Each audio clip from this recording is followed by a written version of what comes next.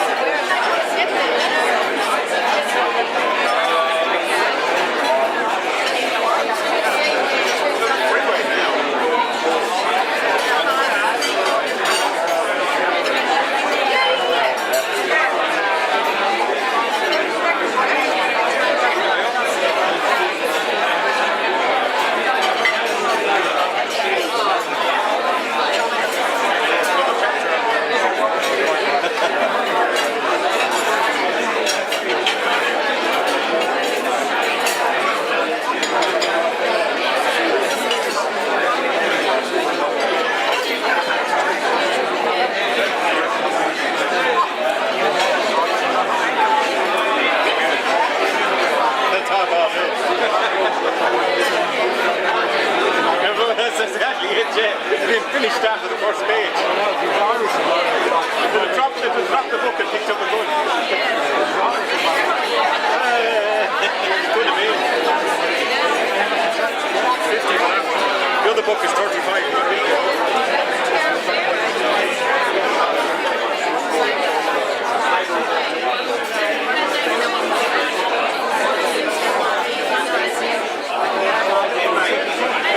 No. So it's included in the price.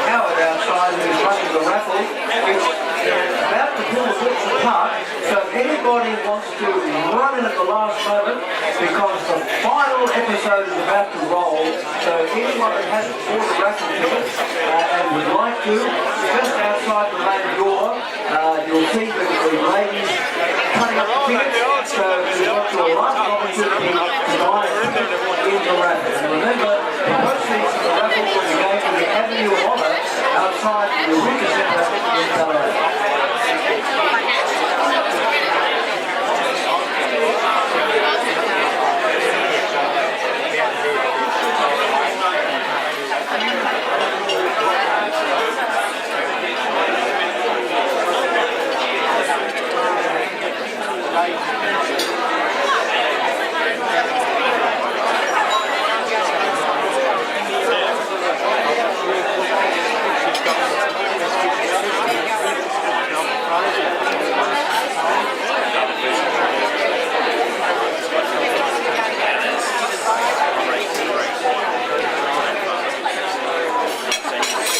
Ladies and gentlemen, so I have your attention, please. Ladies and gentlemen, I have your attention, please. Thank you.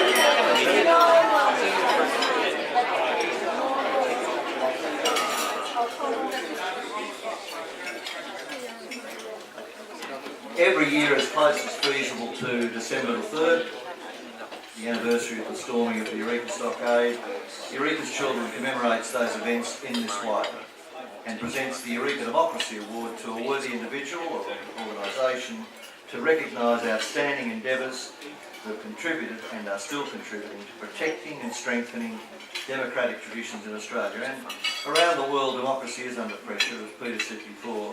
It is fragile, and those of you who work or visit regularly other parts of the world know that that is the case, and we can't assume it won't present challenges here at home. We're one of the oldest and most stable democracies in the world. I think there are perhaps two or three older than us. And it was Eureka where the people, as distinct from the government and the bureaucracy, sought to obtain their democratic rights by laying down and demonstrating their democratic principles. And they gave massive impetus to the development and introduction of many of the traditions we now enjoy and which are embedded in Australia's way of life. There's a lot going on out there that is challenging us. The rise of populism and authoritarianism globally. Putin, Erdogan, Duterte, Trump, Viktor Orban in Hungary, Poland, Cambodia. All of these countries are moving very strongly to authoritarian and totalitarian regimes. Large global entities not paying any tax to governments, we've seen that here. Fortunately, something is being done to address that. The extraordinary influence of large corporations, media interests such as News Corporation with the demise of Malcolm Turnbull, we all saw played large what happened and the role that was played at that time by certain proprietors. A failure to recognise and adequately support diversity in our society, especially the recognition of our First Nations peoples in our Constitution, reflects poorly on us that has stalled. Efforts by some Australian legislators to make peaceful dissent and protest illegal and to restrict the activities of advocacy organisations. I don't understand that, but it's a real issue. Powerful lobbying by vested interests to unduly influence government policy making by the left and the right. And of course unacceptable, non-transparent and fraudulent behaviours by some large corporates, including wage theft. We have a champion amongst us tonight who is working to address many of these issues. We need to value our democracy and we certainly need to protect it and, if possible, enhance it. And we need to find ways to remind our communities of democracy's fragility, the need for constant vigilance, and what their support for a stronger democratic society, what shape that could take. We need to encourage individuals of all ages to inform themselves about issues which put pressure on our democracy. And we need to promote inclusiveness. We've got to give the public relevant, objective information, which is quite a challenge in the days of social media. So the award that we established in 2008, the Eureka Democracy Award, recognises an individual that has contributed to Australian democratic and social justice traditions, including the fair go for all, and the recognition that all political power resides in the people, demonstrated respect for our cultural diversity and support of the basic human rights of those in the Australian community.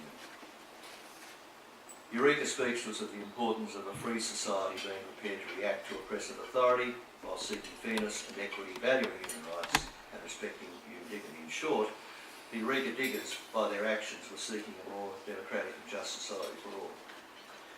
So this award seeks to ensure that the vision of democracy that was the heart of the Eureka events is kept alive in contemporary Australian culture in our own way. And we seek within our means to debate about those matters in this independent forum and in a respectful, tolerant manner beyond the vagaries of partisan politics. Previous Eureka Democracy awardees are shown on the programs. There are some of them on your tables. You'll see the listings there. Senator Pat Dodson received the award last year, and they are a group of most eminent Australians. I'm delighted to formally announce, as you know, the 2018 Eureka Democracy Award winner is Adele Ferguson.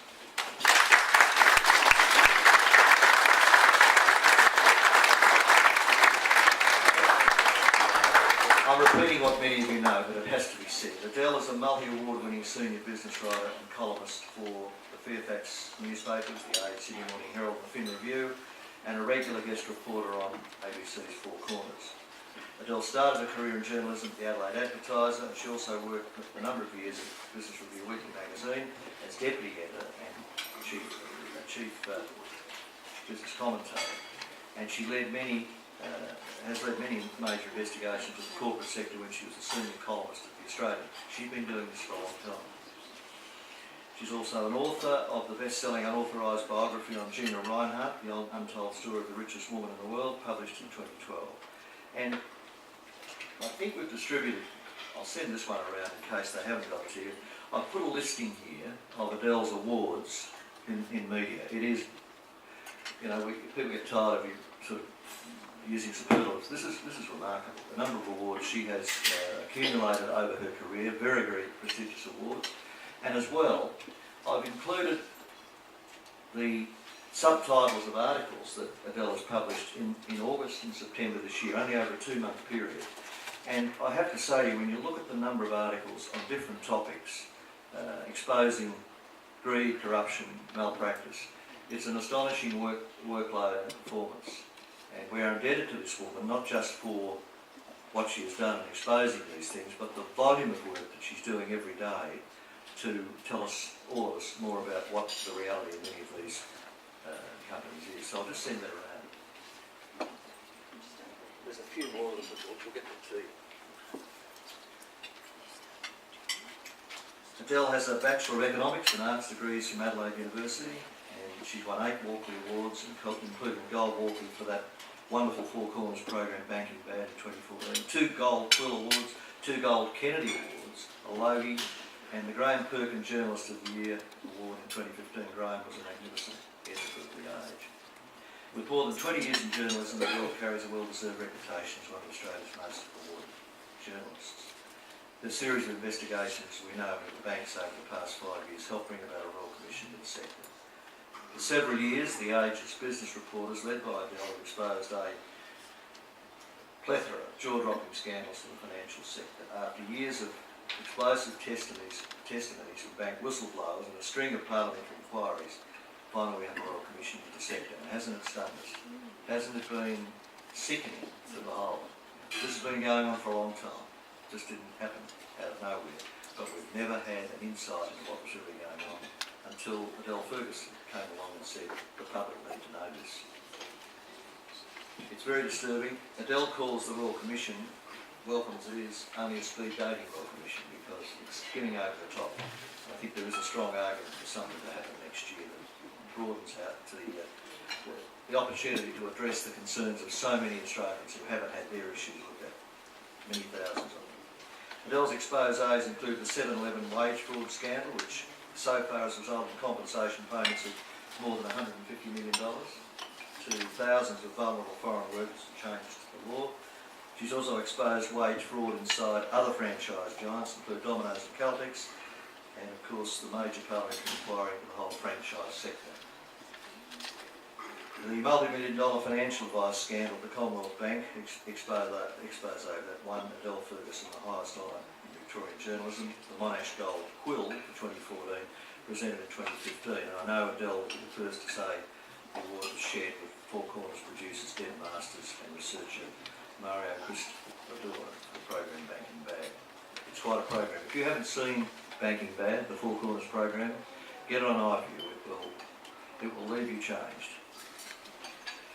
The judges praised Adele for courageous, painstaking and tenacious exposure of that financial advice scandal.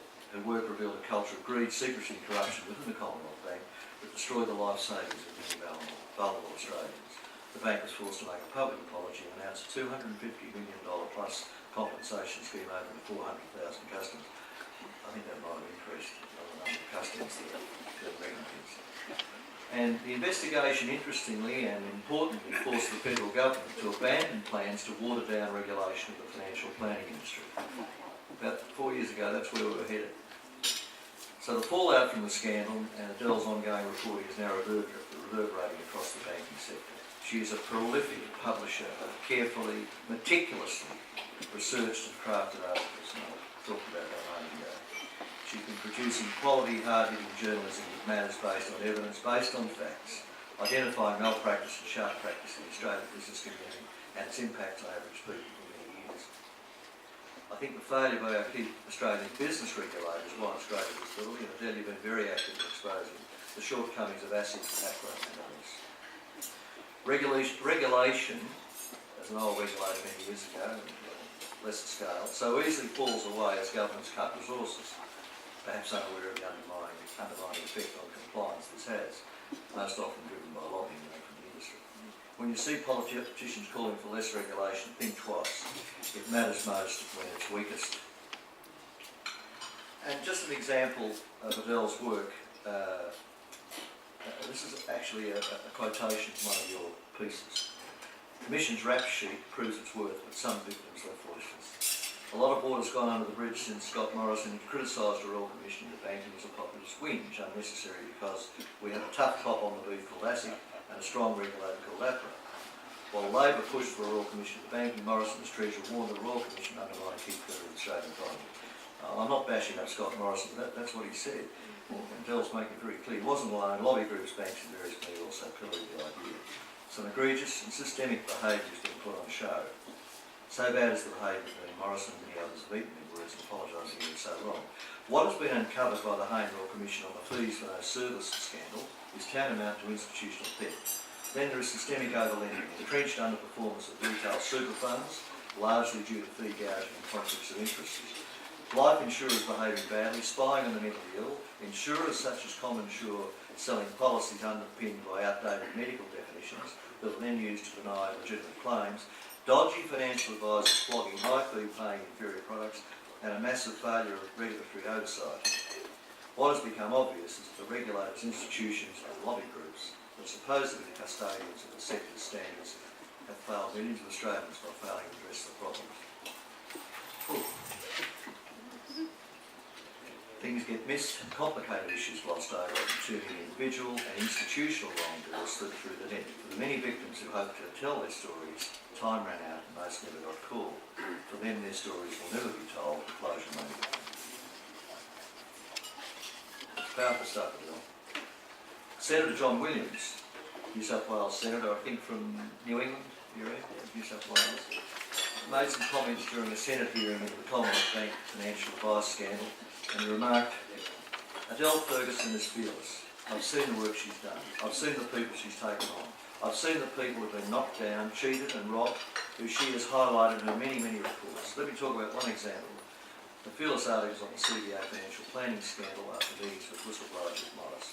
With ASIC stalling on action for 16 months, that then led to the Senate inquiry of ASIC backed by all sides here in this chamber. Because of one journalist, no less than some 600,000 Australians had been written to see if they could basically done.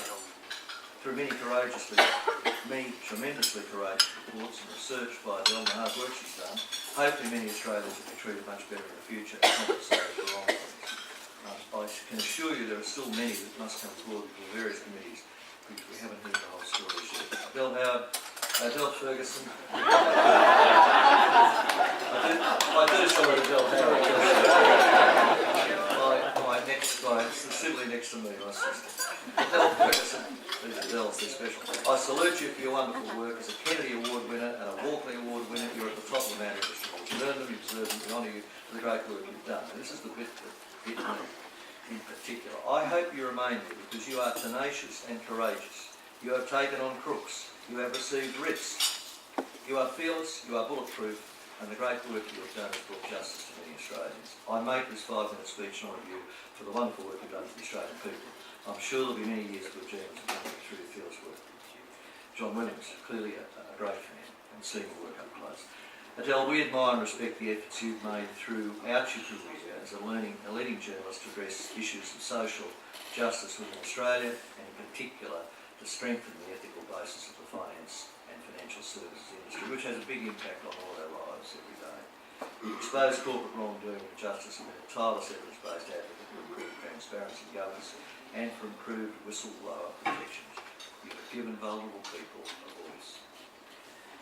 We wish to acknowledge your courage and sustained efforts in pursuing fairness and decency for all Australians, key underpinnings of a democratic society. I'll read the citation for Adele when she joins me. Please join me in congratulating Adele Ferguson, the most worthy recipient of the 2018.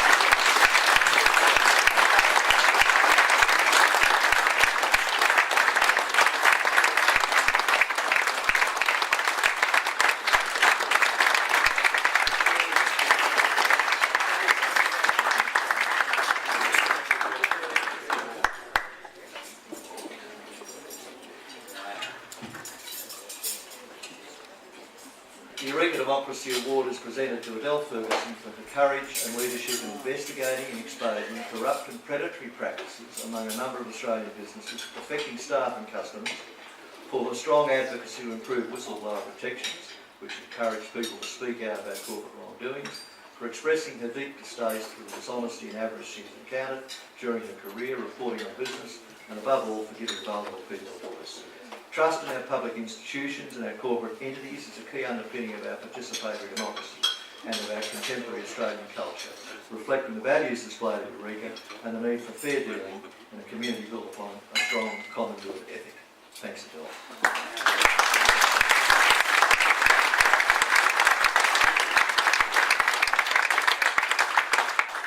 Adele has indicated she'd be quite happy to take questions when she's finished her remarks, so please take the opportunity.